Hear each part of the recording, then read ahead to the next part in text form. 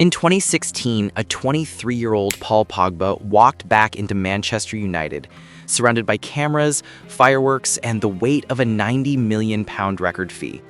He wasn't just returning home, he was returning as a superstar, the man who was supposed to bring United back to glory.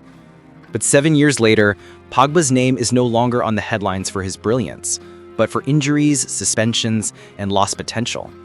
So, what happened to Paul Pogba? Paul Pogba's story begins in the suburbs of Lagny-sur-Marne, France, the youngest of 4 brothers in a family of Ghanaian immigrants. Even as a kid, his confidence bordered on arrogance.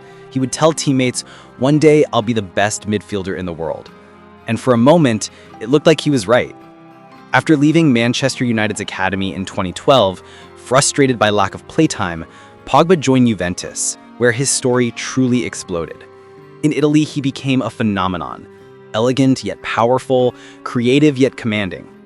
Tactically, he was used on the left side of a midfield three, with Pirlo dictating from deep and Vidal pressing high. That balance gave Pogba something he would never find again: freedom. He wasn't just playing midfield, he was redefining it. 4 Serie A titles, Champions League finals, and viral highlight reels that made him football's next big thing.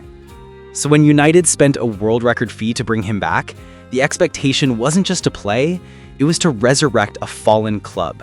But that's where things began to unravel. At Manchester United, Pogba found himself trapped between identities. Under Mourinho, he was asked to defend deep. Under Solskjaer, to attack. But Pogba was neither a destroyer nor a pure playmaker. He was a hybrid, built for freedom, not structure. And freedom is something United never truly gave him. Then came the injuries, one after another, robbing him of rhythm and confidence. Off the pitch, critics called him lazy. Fans questioned his commitment. And every new haircut or dance became headline material, while his performances were dissected frame by frame. But perhaps the biggest shift came after 2018, when Pogba reached the peak of his career, lifting the World Cup with France. For many, that moment should have been the start of his prime. Instead, it became the last time we saw him truly free, playing with joy, surrounded by balance, and trusted by his coach. When he left United again in 2022, returning once more to Juventus, fans hoped for redemption. But injuries returned, followed by off-field chaos, and in 2023, a positive doping test that led to a 4-year ban from football.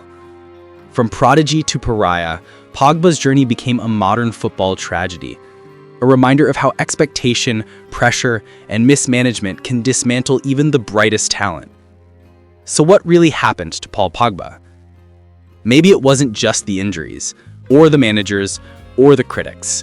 Maybe it was the cost of being too talented in a system that never knew how to use him. In another era, Pogba might have been celebrated like Zidane. Instead, he became a warning that brilliance alone isn't enough when the world expects perfection.